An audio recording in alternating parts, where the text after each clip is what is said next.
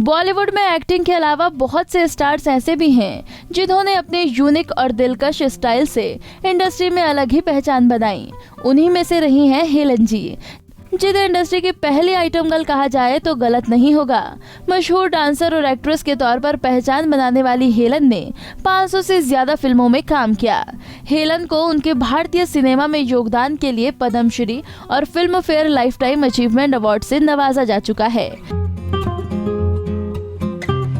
लेकिन यहाँ तक पहुँचने का सफर उनके लिए इतना आसान नहीं रहा। बचपन और अपनी निजी जिंदगी में हेलन ने बहुत से बुरे दिन देखे, जिसमें सिर्फ अंधेरा था।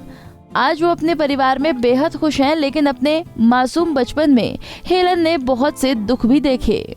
हेलन, जिनका जन्म 21 नवंबर 1938 में बर्मा में हुआ था। हेलन की मां बर्मा की थी और पिता एंग्लो इंडियन थे।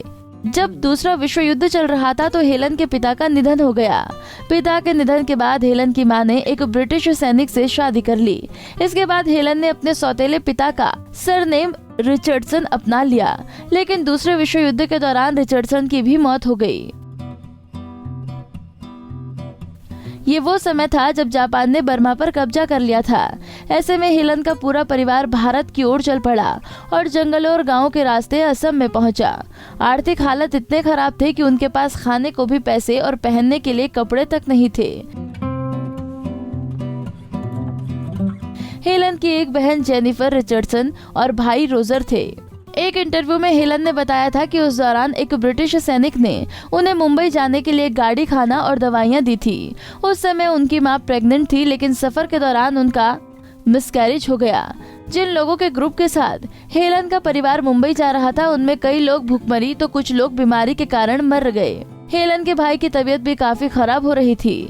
मुंबई पहुंचने की मंजिल अभी बहुत दूर थी, लेकिन मां ने कलकत्ता रुकने का ही फैसला किया।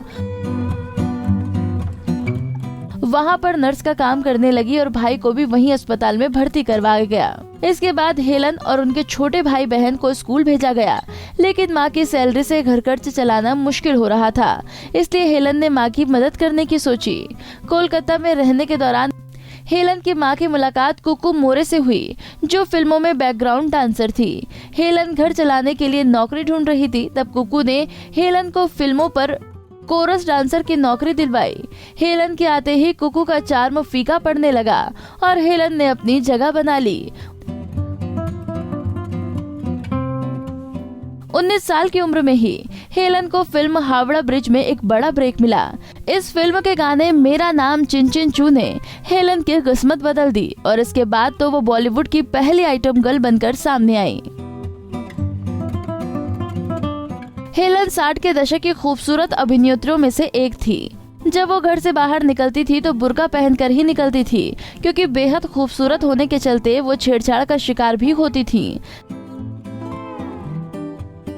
साल 1957 में हेलन ने अपने से 27 साल बड़े डायरेक्टर पीएन अरोड़ा से शादी की थी, लेकिन 16 साल की ये शादी हेलन ने अपने 35वें बर्थडे के दिन तोड़ दी थी। हेलन ने पीएन अरोड़ा से इसलिए तलाक लिया था क्योंकि वो हेलन के कमाए गए पैसों को अपनी ऐश में उड़ाते थे। वो हेलन का फायदा उठा रहे थे। पति के खर्च के चलते हेलन दिवालिया हो गई थी। उनके पास अपने अपार्टमेंट का किराया देने तक के भी पैसे नहीं बचे थे। इसके बाद उन्होंने पति को छोड़ने का फैसला किया। फिर साल 1962 में फिल्म काबिज खान के दौरान उनकी मुलाकात सलीम खान से हुई। सलीम खान भी हेलन की खूबसूरती पर मर मिटे थे। हालांकि वे शादीशुदा थे और 4 बच्चों के पिता थे, लेकिन सलीम और हेलन का रिश्ता परवान चढ़ा। पत्नी सुशीला चरक, जो कि शादी के बाद सलमा खान बन गई थी, उन्हें ये रिश्ता कतई मंजूर नहीं था। एक इंटरव्यू में सलीम खान ने बताया था कि सुशीला शुरुआत में इस रिश्ते के खिलाफ थी और उन्हें देखकर बच्चे भी इसके खिलाफ थे, लेकिन धीरे धीरे उन्हें एहसास होने लगा कि हेलन बुरी नहीं है और सबका ख्याल रखती हैं। इस तरह कुछ समय की नाराजगी के बाद सुशीला और उनके बच्चों ने हेलन को अपना लिया और अब सलमान खान उन्हें अपनी माँ ही कहते हैं और बहुत ज्यादा करीब हैं। बता दें कि हेलन और सलीम की अपनी कोई औलाद नहीं है, लेकिन उन्होंने अर्पिता खान को गोद लिया था। जो उन्हें एक सड़क किनारे रोते हुए मिली थी। सलमान और पूरा परिवार अर्पिता को प्यार करता है। सलीम खान और उनकी 2 पत्नियां सलमा और हेलन और उनके 5 बच्चे आज एक साथ एक ही परिवार में रहते हैं। सारे परिवार को एक साथ फैमिली व अन्य फंक्शंस में देखा जाता है। हेलन भी बच्चों से बेहद लगाव रखती है। आपको हमारा ये पैकेज कैसा लगा हमें कमेंट में बताना न भूलें। नारी से जुड़ी मोर अपडेट्स के लिए हमारे इंस्टाग्राम को फॉलो, फेसबुक को लाइक और यूट्यूब चैनल सब्सक्राइब करना ना भूलें।